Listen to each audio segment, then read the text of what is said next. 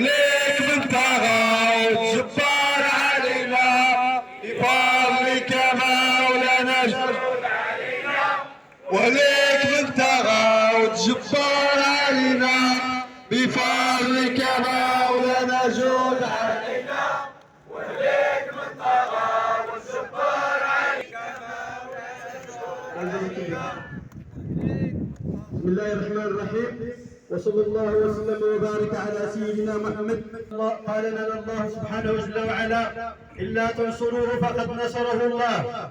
أيها الإخوة الأكارم، نقف في هذه الوقفة لله عز وجل، نقف في هذه الوقفة استجابة للهيئة المغربية لنصرة قضايا الأمة.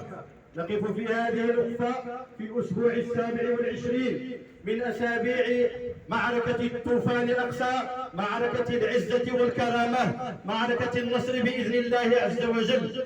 معركة أعز الله فيها المؤمنين وأذل فيها المنافقين والصهاينة الغاصبين. معركة فضح الله فيها عز وجل المتخاذلين والمطبعين والمتسهلين. أيها الإخوة الأكارم، يقول الله عز وجل: إلا تنصروه فقد نصره الله. خيخصن من الشين أنقل جهود، أما النصر فمن عند الله.